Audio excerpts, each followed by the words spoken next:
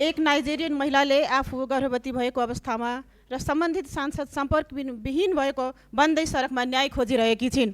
एउटा विदेशी नागरिक महिलालाई प्रेमजालमा फसाउने, भावनात्मक ब्ल्याकमेल र जेलमा फसाएर अल्पत्र पार्ने जनप्रतिनिधिले आफ्नो राष्ट्रको नागरिकलाई कसरी सुरक्षा दिन सक्छ? सभामुख महोदय, यो घटनाले आज प्रत्येक नारी शक्तिको मनमा गम्भीर प्रश्न उठेको छ। यदि यो घटना सत्य हो भने केवल व्यक्तिगत नैतिकताको प्रश्न नभई विश्वसनीयसँग जोडिएको विषयमाथि नै गम्भीर प्रश्न हो।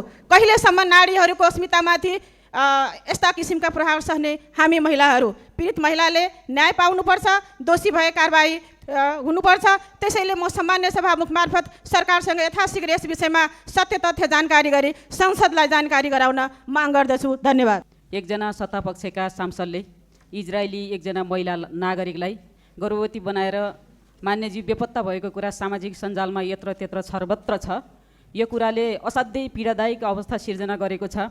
अन्तर्राष्ट्रिय जगतमा नेपालीहरूलाई बुझ्ने तरिका के हो, हाम्रो राष्ट्रियताको विषय फरियानहरूले हाम्रो कन्ट्रीलाई कसरी हेर्छन् र हामीलाई कुन ढङ्गले बुझ्छन् भन्ने कुरा मैले बुझिराखेको छु।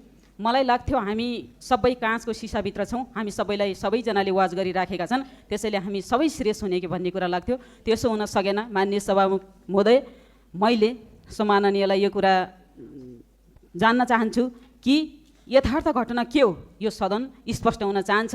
यदि हावाका भरमा कुरा गरिएको हो भने पनि हाम्रो राष्ट्रियताका लागि त्यो कुरा सही हुँदैन। यदि यथार्थ हो भने पनि सम्बन्धित माननीयलाई सिधै कारबाहीको दायरामा ल्याउनुपर्छ।